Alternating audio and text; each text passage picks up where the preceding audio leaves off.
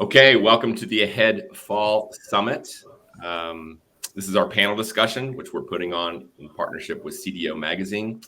I want to thank our three panelists who will have introduced themselves in a moment.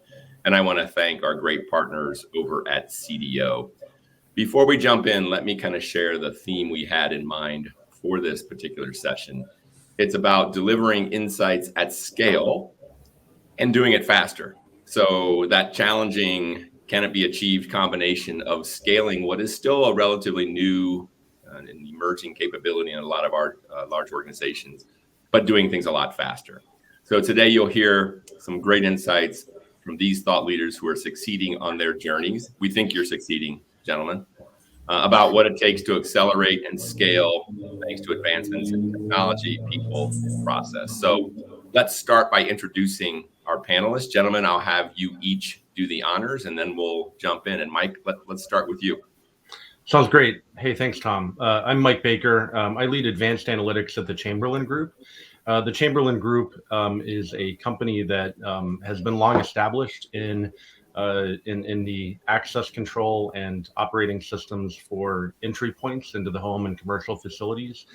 Over the past number of years, we have really begun to transform the company with connectivity and access solutions.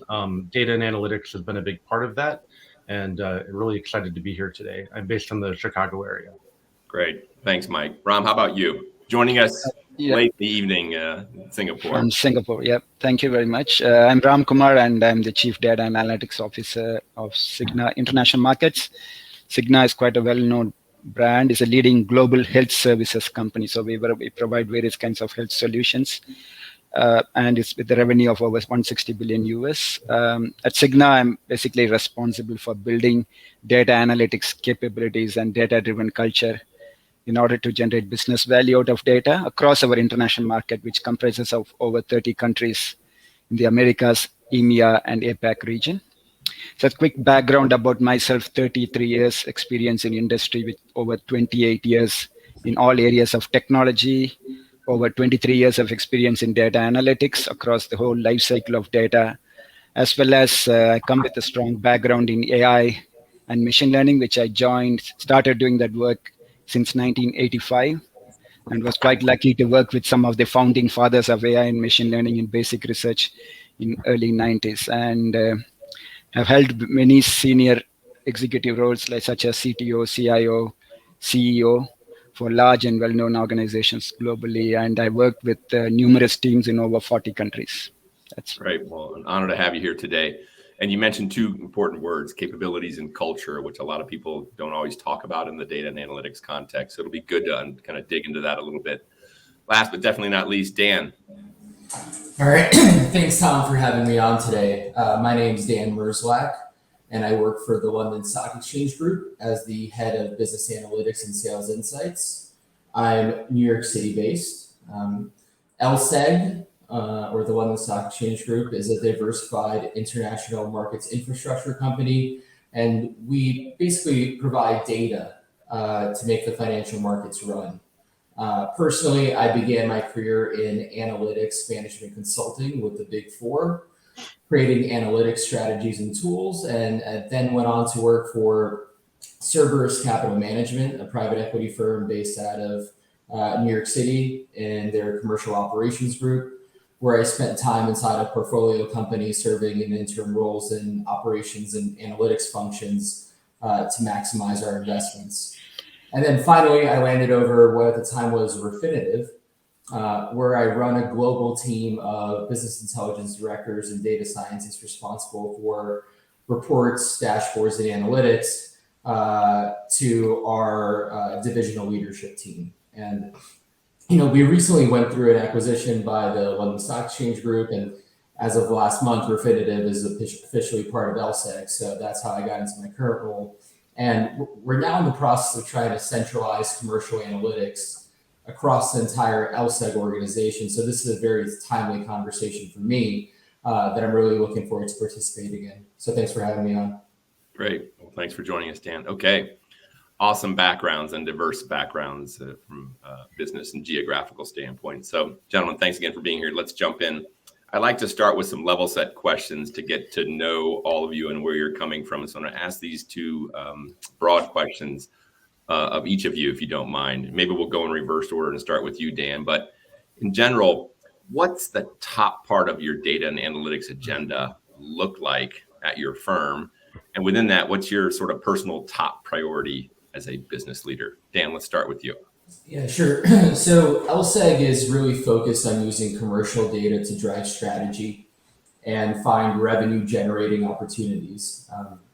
And then also we're looking forward to driving decision making with standardized reporting for leadership, but also our public shareholders. So LSEG is a data aggregator and seller. And we also integrate data into financial products that we provide to the industry. So overall, LSEG has kind of two sides of the coin when it comes to data, both internally focused and really obviously externally focused on our products. So LSEG, as you can tell, leverages a massive amounts of data at scale to create data and analytics products. In my world, specifically focused on internal operations, commercial data is separated into various streams, including people, pipeline, customer success management, product usage, forecasting. And the intent is to manage people to a single source of truth through the data and create reusable business intelligence dashboards and the underlying data sets to support them. And in addition, data and predictive analytics is used to guide the next best action for execution. Like a seller being able to better manage their pipeline opportunities, for example. So in this ecosystem, my top priority is to implement data-driven decision-making through the right measures, which for me, I think Ram touched on this a little bit in the beginning. It's as much of a cultural change as it is the creation of the right reports and dashboards. When I build tools, I try to guide people to a single source of truth for their use case. And I always want to show why the analytics I'm trying to evangelize are better than the current state. What value am I bringing to what they already have in the ecosystem? So often it's a combination of standardization across the enterprise, data integrity and validation, different views, abilities to slice and dice the data, and then also prescriptive insights in how to use that data to drive the next best action. So explainability and transparency to drive people towards these changes is important to me in order to make sure people aren't just changing because they have to, but because they want to. And my goal is really to get people to trust the data and use it within their workflows. Awesome. Thanks, Dan. So you mentioned there's like an internal data agenda and there's an external. Now, are you straddling both of those worlds? When you mentioned commercial, which one is that focused on, internal or external? Yeah, it's definitely focused on internal operations to guide better decision making. However, of course, it leverages a bunch of our product data that ultimately is sold. And so things like product usage, things like understanding our customers. Obviously, we leverage a lot of that external data, and then we kind of understand how do we really use that data to understand gaps or understand the next opportunity to sell more product. Got it. Okay. So Ram, over to you. Also, at CIGNA, data is also, I think, kind of a lifeblood of not just the company operations, but the offerings themselves. What's at the top of your data and analytics agenda? And you personally, what's your top priority as a business leader? Yeah, to answer the first question about data analytics agenda for my firm, data analytics is a key strategic and foundational pillar of our organization, which has been well recognized by our executive leadership team as well as the board. And the idea is that we want to enable or contribute to driving our three key strategic priorities, namely providing affordable, predictable, and simple healthcare solutions to our customers and clients. And in order to achieve this, we focus on two key priorities, namely managing the life cycle of our competitive and strategic asset, which is data, in order to effectively and efficiently manage and democratize our data assets for value creation, which is a big challenge, data management. This means building data management and governance capabilities, which includes things like areas like data quality, metadata, master data, data privacy, data ethics, data risk, and data architecture. which are the foundational building blocks. And our other key priority is to build data analytics and AI capabilities by contributing to the business initiatives to drive value creation out of data in order to support the strategic target business performance KPIs of the countries or regions and line of businesses and to the organization as a whole. So basically, our vision is to create a data-driven organization culture. And in order to drive that culture, these two key priorities are critical. But my top priority as a business leader is I have an interesting challenge, which is I have to build data analytics capability and data-driven culture across our international markets division that includes over 30 plus countries, as I said, and with varying business priorities, with varying levels of maturity. One size doesn't fit all. And I wish I have unlimited budget, resources, and plenty of time to do this. So, as I said, our international markets division capability in data analytics is not as mature as our US for many reasons, namely mergers and acquisition, and varying business nature and sizes, legacy environments, etc. And that's very challenging, but that's where it's exciting because there's a lot of opportunities.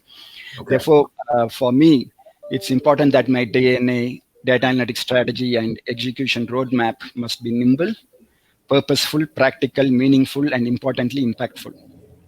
Big bang will not work, and business do not have the patience or large budget. So in order to execute my strategy, I must work closely with the country, regional, divisional, and enterprise leaders, namely CEOs, CFOs, and business function leaders across all these countries to identify and prioritize the right data and analytical use cases that we should focus on in order to create the maximum impact to the business and to the organization as a whole.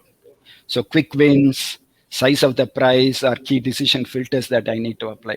And adding to this, I need to ensure that I work closely with the enterprise to align with their strategic goals and leverage best practices as much as possible. So the key principle that we follow is basically leverage or reuse before buy, before build. So that's my top priority. Okay. So that's two jam-packed agendas there. Mike, I have a sense yours is going to be similar. So top part of your data and analytics agenda, top priority as a business leader. Yeah, so I mean, I think for us, it's really about driving value for our end customers, as well as speeding the data-driven decision-making and culture that was already kind of referred to.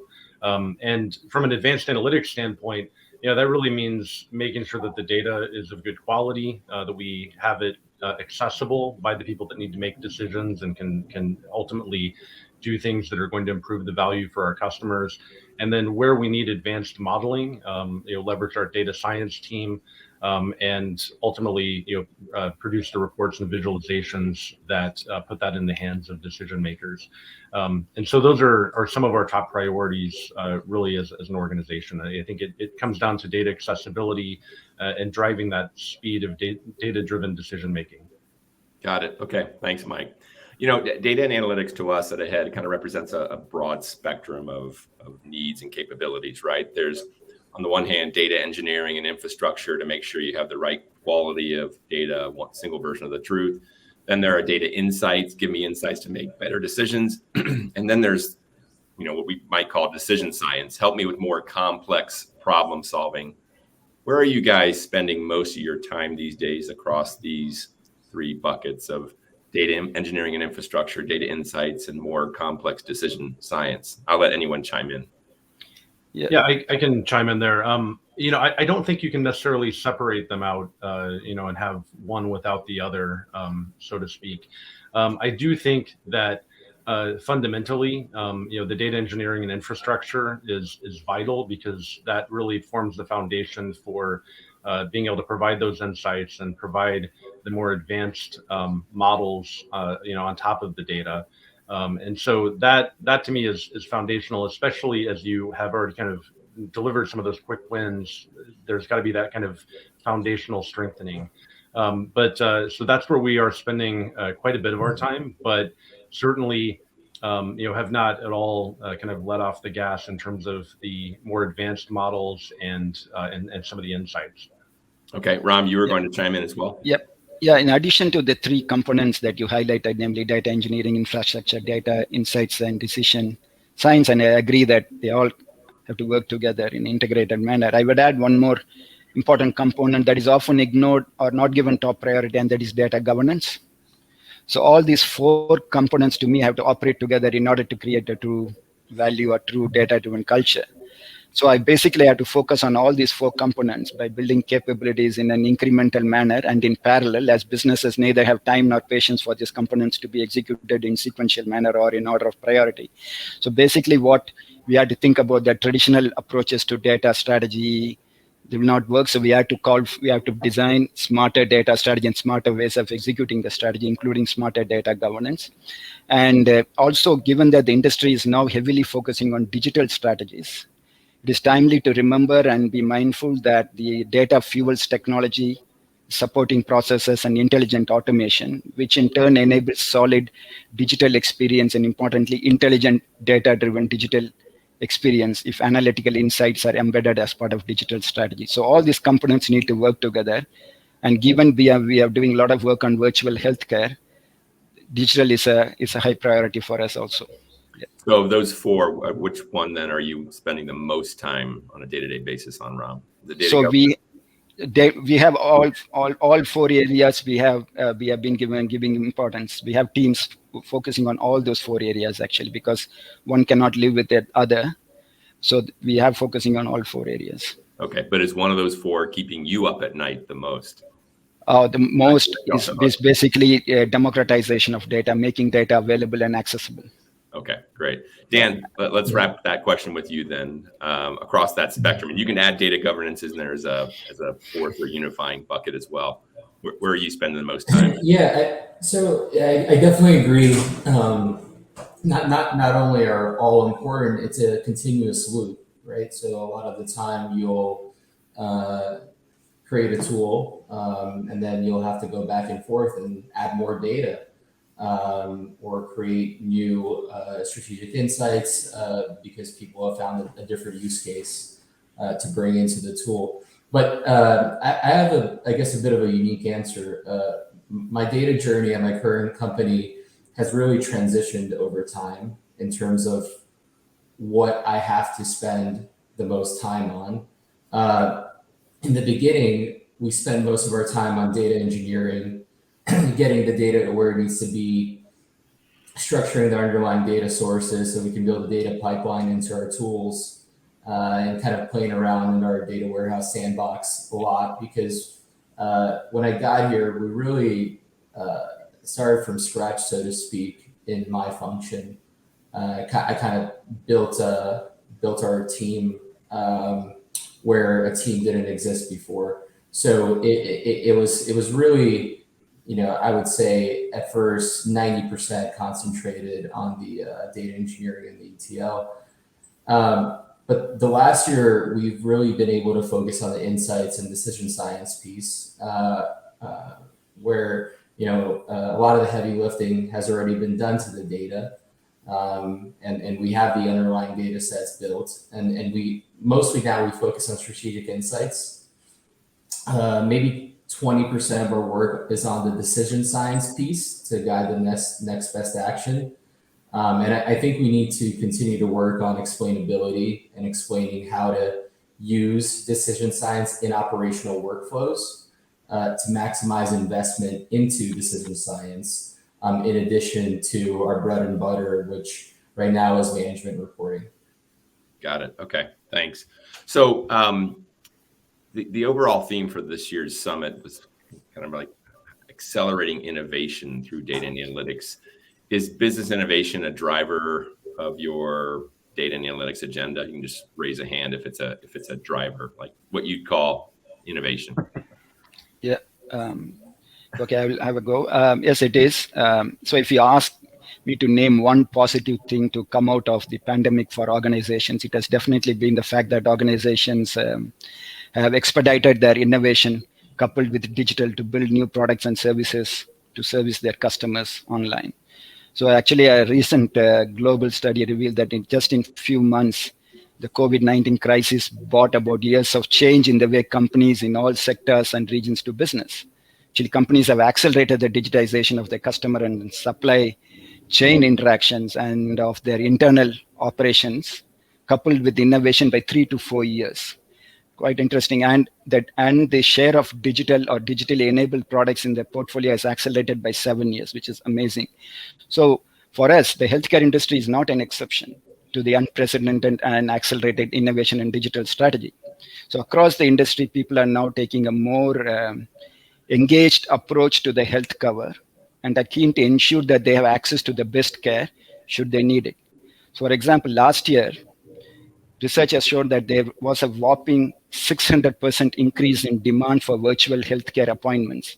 And we expect that this will now form a core part of the health journey for many patients. And that's what we are focusing on, innovation, particularly on the digital and virtual care space.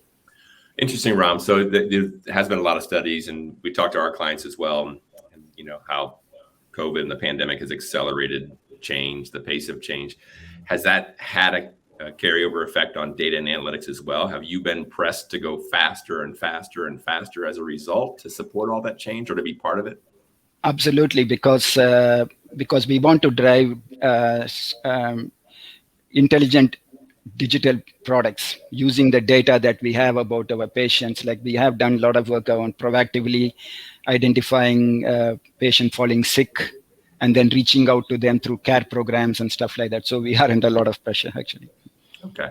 So I think I saw maybe all of you raise your hand, but Mike, I know I definitely saw you. So what are you guys doing to speed up innovation from data and analytics? And anyone can chime in. But if COVID's pushed us to transform faster, what are we doing as data and analytics leaders to move faster and innovate faster? Yeah, that's a great question. So I think that it comes down to internally kind of making sure that the data is available to people that are making decisions, and so we've invested quite a bit in terms of our time and attention on kind of driving that kind of data-driven decision making. But then more importantly, I think, is the time we're spending really understanding some of our customer needs. And as those end customers increasingly get connected through our MyQ application, that helps us to understand, them better and better meet their needs. And data and analytics is really, central to that customer understanding and ultimately shaping some of the products that we want to bring to market. So that's been a big focus for us. And I would say that, before the pandemic, we had already kind of started and we're moving very quickly in the data and analytics space. I think that has certainly continued, maybe even, increased in speed during that time. Okay, yeah. Awesome. Yeah. Go ahead, Ram. I can add something. We have invested in innovative functions and teams and dedicated resources to look at digital solutions driven by data analytics.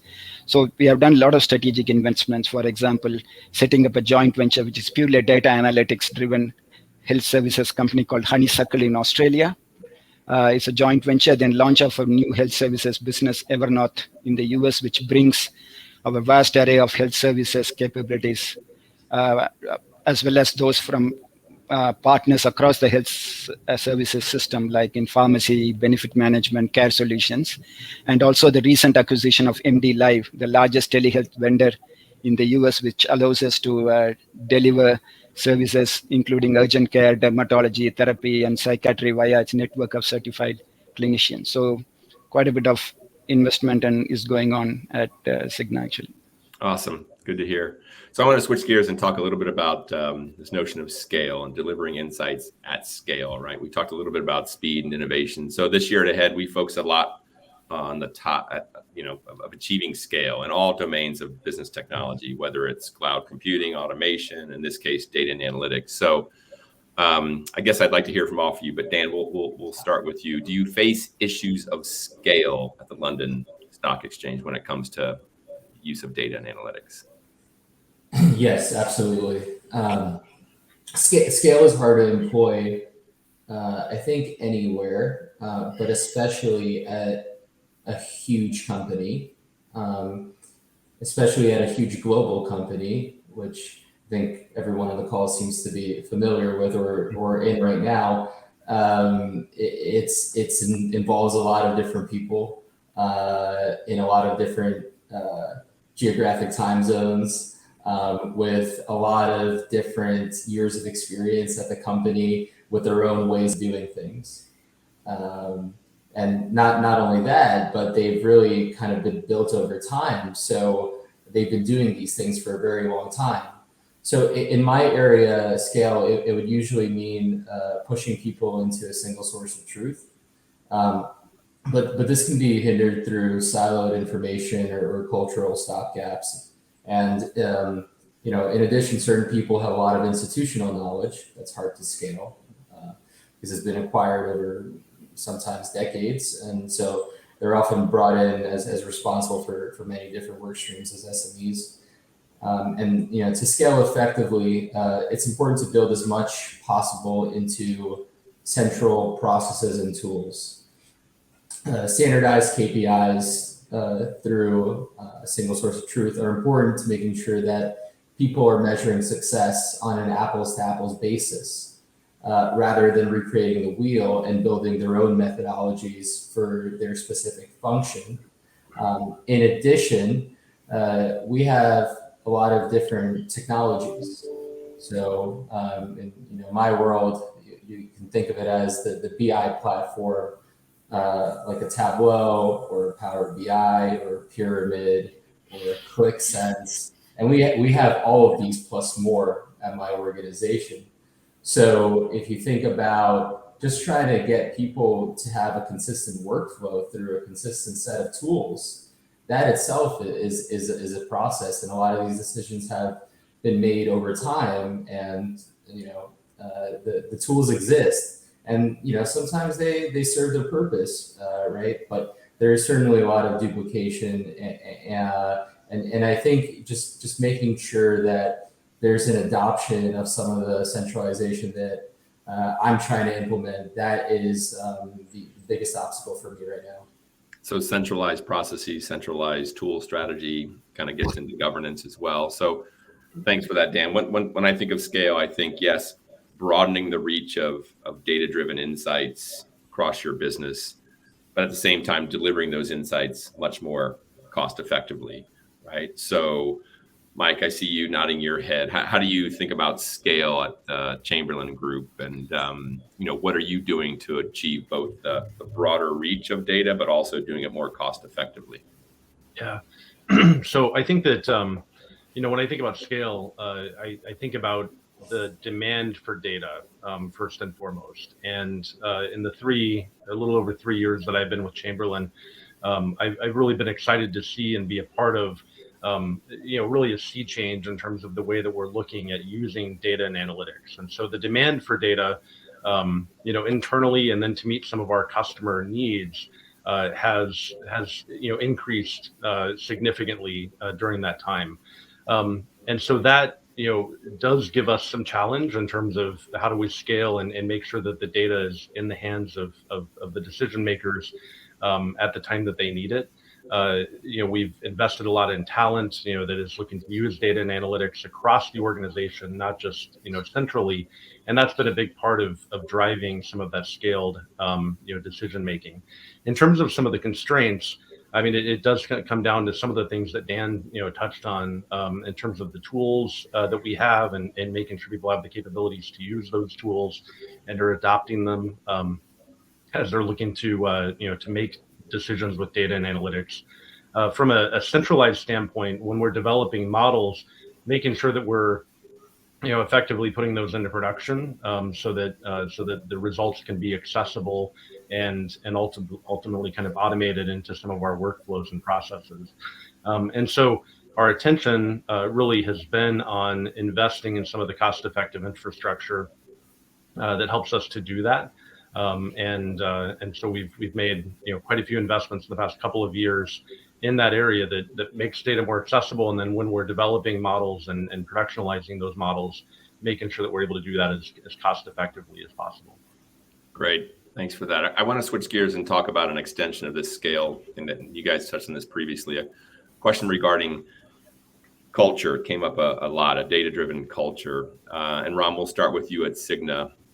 Has there always been a belief in the role and value of data at CIGNA? And as part of your effort to kind of broaden the reach of data, what is your group, or what are you doing to build a data-driven culture and mindset at CIGNA's international markets? Yep. So let me start with something like generally many in industry are of the opinion that doing analytics or advanced analytics and building data-driven intelligent solutions, these AI solutions to drive business outcomes using data, their organization mean that the data organization is data-driven or has a data-driven culture. My humble view is that that's not the case. So an organization has to have a data-driven culture only if it is able to manage and govern the life cycle of its data assets effectively and efficiently. This will, of course, enable the organization to organize its data assets and democratize them for consumption. And by the way, democratization of assets help to drive data-related activities in an acceptable manner in order to make informed decisions, create value, resolve conflicts, and manage risks. So that's what we do. And to do that, the culture has to come from the top, driven from the top by the board and the executive level by investing in data foundations and analytics. And for that to happen, as a data analytics leader, data literacy becomes critical. What businesses and executives don't know, they really don't know about data. So it's our responsibility to have the data literacy programs to drive that cultural transformation and help them understand to find the right balance between data foundations and the value creation around that. So I spent quite a bit of time on that, educating the board and the executive leadership around that, and we are making a lot of headways, and that's why data analytics is also seen as a key strategic pillar for us. And just to close it out, a recent MIT study shows that only 13% of the organization delivered measurable business value through data and analytics. And the reason for this is that these organizations succeeded by paying attention to the foundations of sound data management, data architecture, and data-driven culture, which enable them to democratize data and derive value from advanced analytics and AI solutions. Yeah. So Ram, when you're out there evangelizing the role of data and analytics, and you're talking to the board, or the C-suite, yeah. What's the key thing they're asking of you? What do you have to sell them on?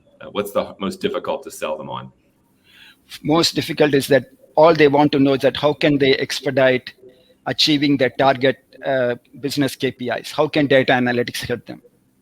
Whether it is quick win or size of the price, where do you think I should focus so that it could enable us or drive us to achieve that target KPI? That's what they keep asking about. So they don't care how you do it, what platform you use, they don't care anything about that. They just want to know how data analysts can drive their business priorities.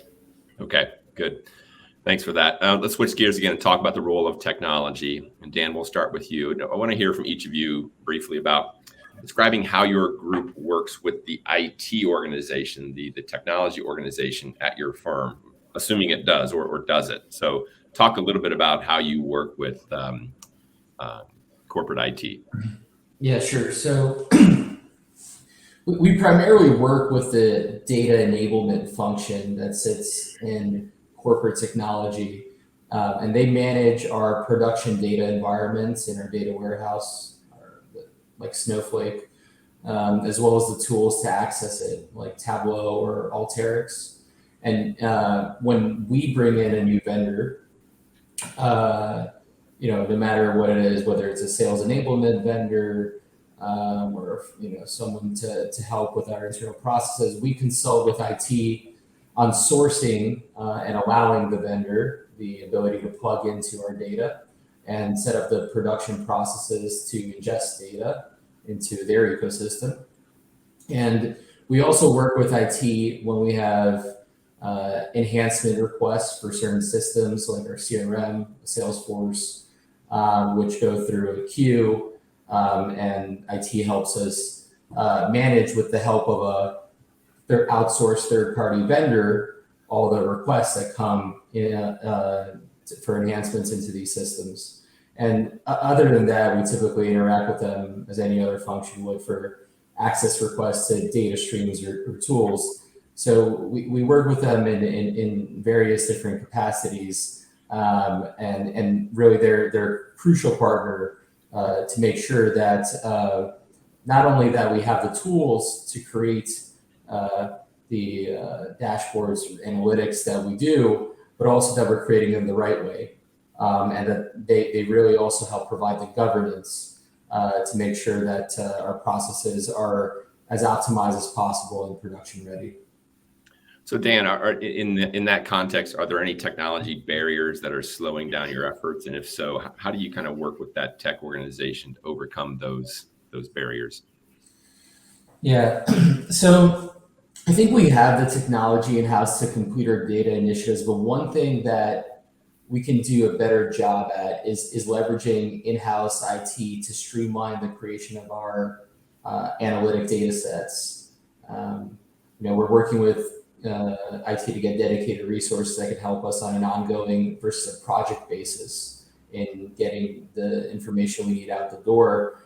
And another thing that we can improve by partnering with IT is to help document our data catalog.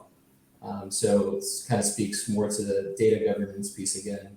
But we really, I think, could have a clearer picture of where all the disparate data sources in our ecosystem sit. It'll also help provide us a better we froze a little bit there. Way to and get us. Go ahead. Sorry. We lost you a little bit. You froze there a little bit, Dan, but okay. I think we got the gist of the point. I'm going to switch to Ram here and ask the same type of question. Ram, describe at CIGNA International how your group works with the centralized IT function, assuming it does, and then what kind of barriers or efforts you're working with them on to kind of speed up the technology adoption element. Yeah, IT is so fundamental for data analytics. I call them the plumbers as well as the productionizers, whatever you call, because data analytics sits in between. All we do is, as data is made available to us and IT plays a key role, we then build models or insights, and then it has to be operationalized. Then IT again plays a key role. So what we do is that we operate as one team. So we have a Scrum team. So we have IT, data engineering, data and analytics, risk and compliance, and business function representatives in that Scrum team. So we all work together end to end, right from project conceptualization to all the way to operationalization and value creation. So IT has a very important role to play. And in simple words, we call IT as the custodians of our data assets, because we need them to enable the assets for us to create value. And we need their full cooperation along with the data asset owners if we want to drive value. So that's how, so IT, we don't try to separate them out. They are integral part of what we try to do. But the biggest challenge we have is in the international market, I said, is so many legacy platforms across 30 countries, different processes, legacy technology, poor quality data, having their own standards with no intention or requirement or mindset in those days to design for data interoperability and all those things. But I don't blame, because industry has been like that due to lack of maturity around data. So what we do is that we now work with IT. We have a common data platform, or we call the analytics platform, which is fit for purpose. We don't call it as a data lake just to dump data onto the lake. We don't. We only use data assets that are critical to drive value creation, identify critical data elements. So we, with the help of IT, move data to those data analytics environment, because we can't go and constantly try to pull data from various sources to do our analytics. So we pull the data over to the platform, and then we manage that data asset on the platform through a data governance. So IT plays a key role in helping us, and that has simplified our entire DNA landscape, the way we work things. Because on the platform, we can standardize, we can have processes, defined processes, because we are only focusing on those critical data elements that are going to create value. Why should I worry about the other data assets? So that's how we are operating. Great. Thanks, Ram. Mike, I'll ask you a variant of the same question, but we have a lot of IT professionals watching this from the ahead side. They're working with data and data analytics professionals, but in many cases, they're coming at it from the perspective of that IT function. Any advice you'd have for them in working most successfully with teams like yours? Mike, let's start with you. Sure. Yeah, so I think that, the collaboration across the teams is absolutely vital. From an infrastructure standpoint, from a application standpoint, from a security standpoint, it's all kind of got to go together, I think. And in terms of how best to kind of work together, I think it is alignment to the business priorities and to our customer. And so I think that, we have an overall IT organization that is very business focused. And so the collaboration, given that we're typically all kind of rowing in the same direction, in sync, helps a lot. And I think that if functions keep the focus on what the business priorities are and where the customer value is, then I think it helps that collaboration immensely. Okay. Dan, from your perspective at London Stock Exchange. Yeah, so at the risk of being controversial, I think that IT departments can tend to focus on being a cost center for the business and see the tasks they do as part of ongoing operations rather than being the driver of business value sometimes. One thing I would suggest is to really understand what the goal is of what the team is trying to accomplish on the business side and what value they're trying to drive when supporting the analytics organizations in their efforts. And by realizing that the work of IT drives the business forward and enables key critical decision-making at the senior level, the outlook on their work hopefully will be flipped from cost center to value driver. And to even take it to the next level, providing proactive insight to improve things in the business is super helpful, and I think would be really, really well received by the business side of the organization. Often it's the technical data owners that are in the best position to notice changes or inconsistencies because they're in the weeds with the data. So really there's the focus of shifting away from cost center to value driver. I think that would really help kind of drive the direction of the business forward in partnership with the business. Okay, great point. I don't think that's too controversial. I think a lot of IT professionals want to see that script flip from cost center to value driver. Well, we've talked about a lot, gentlemen. We've talked about speed. We've talked about scale. We've talked about the role of technology and the relationship with the technology organization. We're going to do a couple of wrap-up questions before we conclude today. Asked of each of you. We'll do this kind of in speed dating manner. So got to get to those answers quick. First one is about talent. How do you feel about the talent pool in the data analytics space, and what is your firm doing one thing to be a premier landing spot for data scientists? Ram, we'll start with you. Yeah, demand is more than supply when it comes to data analytics space. It's becoming a challenge worldwide. So we are focusing a lot on retention of key talent, which is an increasing priority for us. So talent management strategy, we have a separate team that focuses on that to see what initiatives can be put in place to manage and retain talent. Yeah. Interesting. A separate talent management activity within the data analytics function. Very cool. Mike, how about you at Chamberlain, the talent dilemma we're all in? Yeah, no, I mean, so absolutely we're seeing, the demand is outpacing the supply for data and analytic talent. What we're really trying to do is focus on making sure that there's, really a focus of bringing those data and analytics skills and actually seeing those translate into business value. For a lot of the data and analytics professionals that we're recruiting and have brought into the team, that's very exciting for them. It's not a siloed kind of organization. And so being able to see the impact of what they're bringing from a data and analytics standpoint on our business and on our customers has been important to them. Very cool. Dan, from LSEC's perspective, what are you guys doing or seeing? Yeah, so definitely hiring top talent, ongoing theme that helps organizations perform at their best. But the other thing that I want to add is retention of top talent is really my focus right now.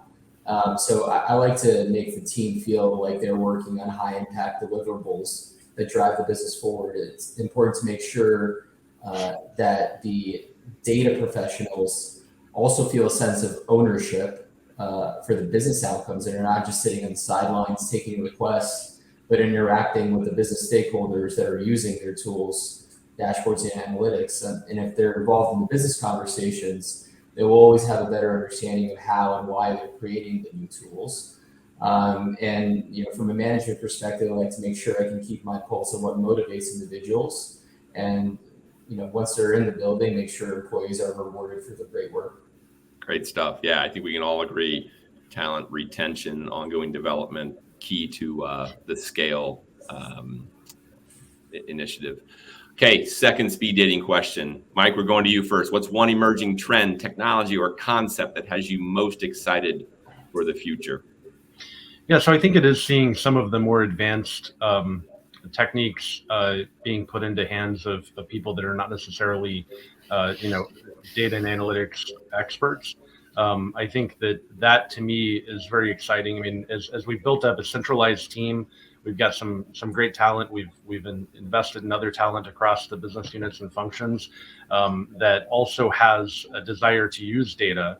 And so as we're seeing more of the tools and more of the technologies evolve to enable them to make decisions faster without having to rely just on a centralized team to develop models or interpret the data or results, I think that's really been key for us in terms of some of that scale that you were talking about, Tom, too. Very cool. Ram, how about you? One emerging trend or concept?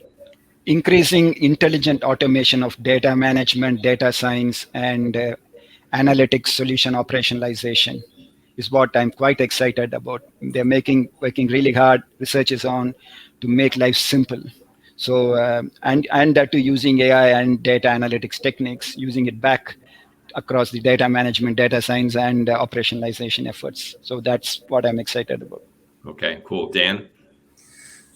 So I just want to echo that what Mike said on scaling processes or skill sets to more business professionals is really exciting for me. So there's tools that democratize data science and have platform for machine learning algorithms that we've been able to leverage to great success.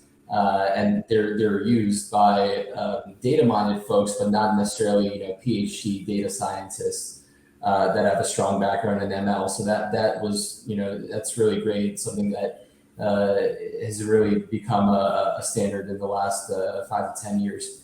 And the other one for me is the virtualization of the workforce and our ability to effectively communicate and execute while being in different continents, time zones, and cultures. That's obviously not just a trend in the data and analytics world, but across all business functions. And I enjoy getting different perspectives and the diversity of thought, and being able to interact with more people in the setting is a big plus for me. Great. Well, gentlemen, we're going to stop it there. Dan, Mike, Ram, truly appreciate your insights. We could have talked on these topics, each of them, for probably an hour. But hopefully, I think our audience got a lot of good insights into how you three and your firms are thinking about this awesome topic. So thank you. And thanks to our partners over at CDO Magazine for helping us assemble and host today's event. Everyone take care. Thank you very much. Thank you very much. Bye for now.